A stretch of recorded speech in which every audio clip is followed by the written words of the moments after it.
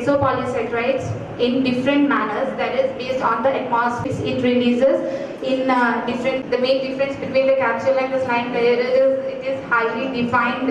Capsules mainly represents the shape of the. Why exopolysaccharide is because the exopolysaccharides are usually it really contains more than 2 uronic acid compounds, which is very rare in microglycosidase activity, and also it was to identify the morphological identification of best exopolysaccharide releasing cyanobacteria, and then its molecular characterization and its exopolysaccharide, the method of extracting exopolysaccharide from that organism, and also exopolysaccharide characterization and optimization, and its application on metal ion degradation, as well as an attempt for nanoparticle development.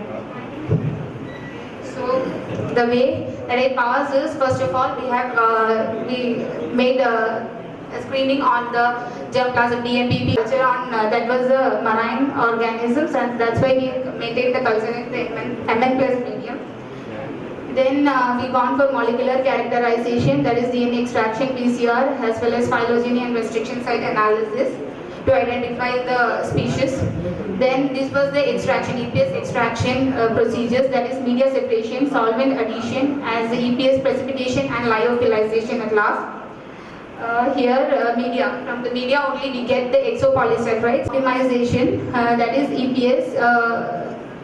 We have subjected the biomass for in different varying pH, temperature, light, carbohydrate, as well as light in different atmospheres, and also we have analyzed the carbohydrate as well as protein. Then for in biomass only we gone for chlorophyll estimation, as well as for EPS we have gone for FTIR analysis. Using the exopolysaccharide extracted, we tried for removing CO2 plus as well as CO3 plus ions, and the amount removed was metal ion degradation experiment by using in different attempt using ionic gelation method for developing nanoparticles, polysaccharidic nanoparticles. So this is the first screening. Basically, randomly we screened based on our germplasm. We screened based on the culture color as well as viscosity, and we found that from the biomass per 0.22 gram from 200 ml of oscillator rate anyways, and this is the germplasm where we stored our culture. Then this is the taxonomy. Then phylogenetic analysis, before that DNA isolate, and then PCR product we got. Then phylogenetic analysis by Naive joining method. Then this is restriction site analysis, we got 26 restriction sites. Then optimization of different parameters for maximum production of OEPS. These are the different the conical flask showing the medium where we kept the organism 35 degrees Celsius where we kept, and then this is the light intensities 2000 to 5000 lux. Then these are the exopolysaccharides that we extracted after 2 months of optimized parameters, that is from biomass. If you are going for biomass was extracted maximum at pH 7 and 35 degrees Celsius, and it was pH 9 and 35 degrees Celsius, as well as 3000 lux. And chlorophyll estimation was done for biomass product from the biomass. Then it was in developed time. We have 20 and 40 days in developed time we have made that, and it was like 10th day and 20th day, and it was like pH 7 is the maximum chlorophyll estimation. It was on 15th day and 30th day, that is protein estimation from the biomass, and the comparing to the standard. Then this is the nanoparticles. Nanoparticles also showed, we have developed the nanoparticles, and also we subjected for is there any change to identify the, we gone for FTIR analysis, we got the same result only. Then this is the metal ion removal graph. We have gone with cobalt ion removal, that also was comparing to the CO2 plus and CO3 plus ion. CO3 plus is more removed. Then EPS nanoparticles development. Here what happened is we got the nanoparticles in a range between 1000 to 30. Maybe it's because of the coherency of the molecules. It might be shown in a high range of size. That's why we can go for more advanced techniques. So we give other methods we can try so that we can develop the polysaccharide nanoparticles, but zeta potential was polysaccharides and the optimized parameters which I have already said. And the extraction of the EPS is using acetone, which is good only. Then removal of the metal ion was also a successful work, and development of nanoparticles was satisfied. Like to identify more organism, identify more organism which releases more exopolysaccharides from them. And the second prospect is like we can go identify most cost-effective method. That's why we can easily cultivate these.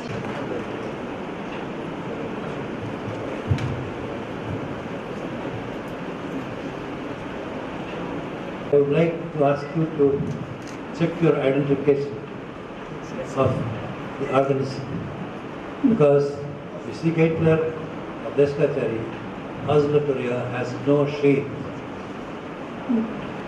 So you better check your identification, whether it is really Oscillatoria or Formidium. Actually, from the appearance, this was like Formidium only, but when we gone for phylogenetic analysis, morphologically, Oscillatoria does not have sheep. Oscillatoria is a good example of EPS. You say Formidium is a good example. That will be the neck. Thank you for your good presentation. Thank you, sir. Whether it is related with any system, Actually, cell or any cell. it is telling like at stationary when they are subjected, when the nutrients gets it removes, if they are taken in a situation like they have completely taken all the nutrients and they are competing with living life in the stationary phase, they release more exopolysaccharides. It's like a mechanism, a defense mechanism also they are releasing exopolysaccharides. Internal mechanism, that gives a very good insight if you go to that one.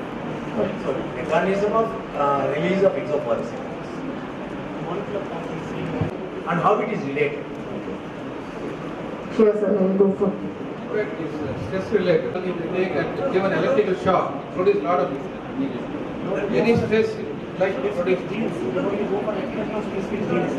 First of all, I'm saying thanks for giving a very nice presentation. Thank you. Just I wanted to know about nanoparticle synthesis. Can you check what type of nanoparticle it is? Gold, silver, or what? We made it by polyphosphate, ma'am. It's an ionic chelation method. So here what we done is we made an ionic chelation method. Two particles, the two things what we are mixing will be in a liquid form. So that's why there will be a that's why I said it is not satisfied.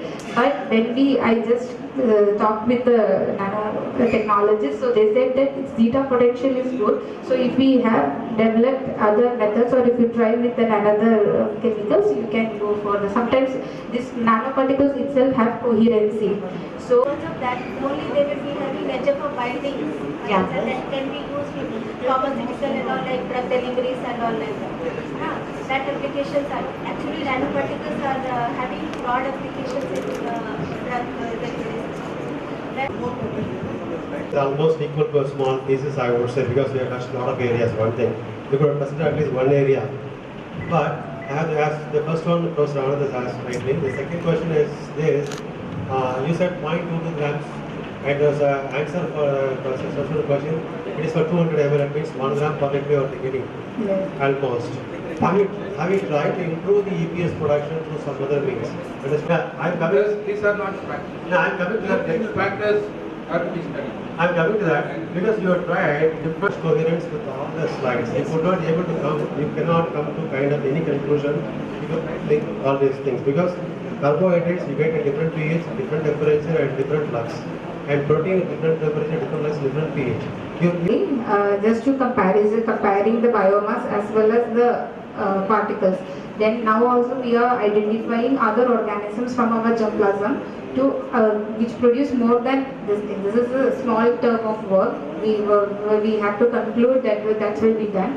But if we are going for more exopolysaccharides, Just select the best one and then go proper, that should be a proper. And you got the best one and take number is last one, right?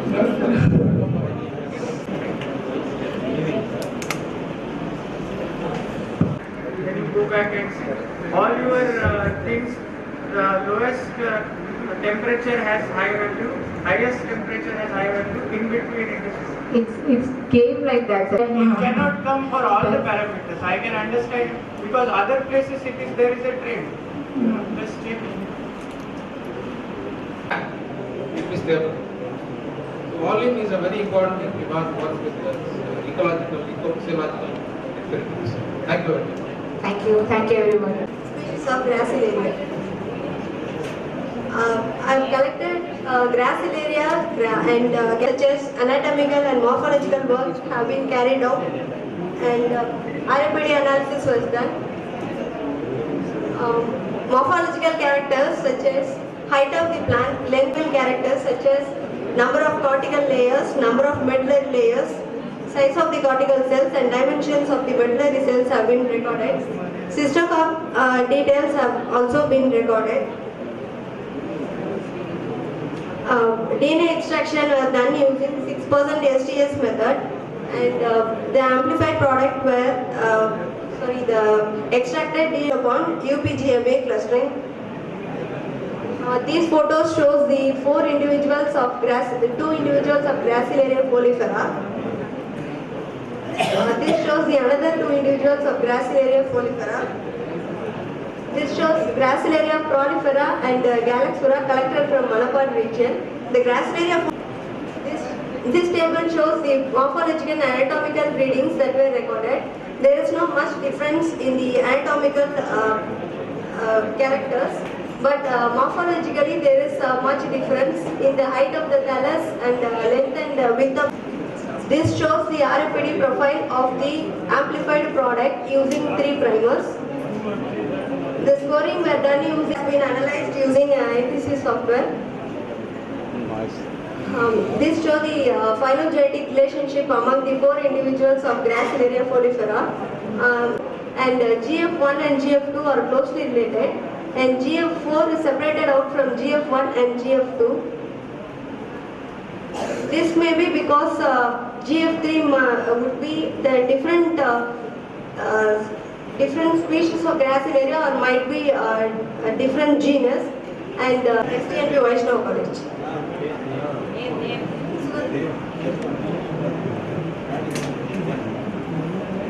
All the name and the address. Okay, sir. Very important. Sir,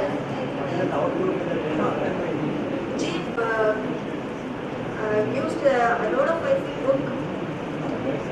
No, for this education, you can go to our research station at Mandapam.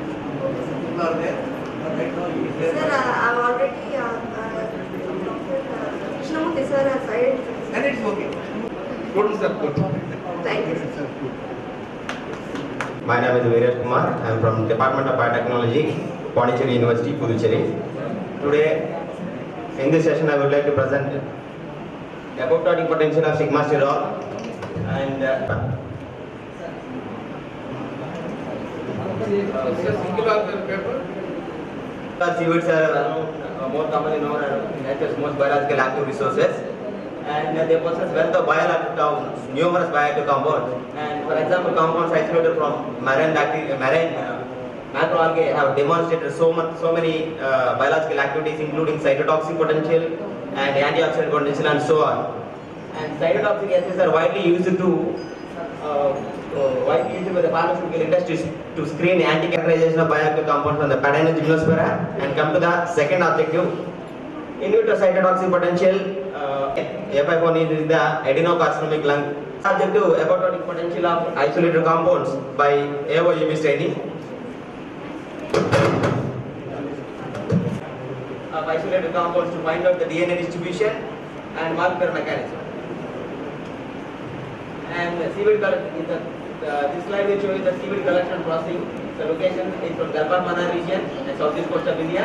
The collected seaweeds are washed twice, and here we did washing with the tap water and stay dried for 7 to 10 days. So after complete drying, the seaweeds are poured 500 grams of raw material, and the classical extraction procedure, Oxford extraction, I use for this particular methodology. In this 85% methanol is used as a solvent. And here after the extraction procedure is over, the solvent was evaporated at reduced pressure using a rotary evaporator. And the isolation was started with the liquid-liquid partition, so between miscible and immiscible phases. And here we use the classical carbon from a deuterated solvent. So because my compounds are non-polar, so the dissolved in I prefer the CDCl3 for the NMR analysis. So in this analysis, I did proton NMR as well as the C13 NMR to find out the molecular formula of the compounds which we isolated from the hexane fraction of the Padana gymnosperm. EMS is used as a standard in NMR analysis, and NMR chemical synthesis. So based on the chemical NMR analysis, we did the chemical characterization. So based on this chemical chip obtained in my experiment, we compared with the STPS database.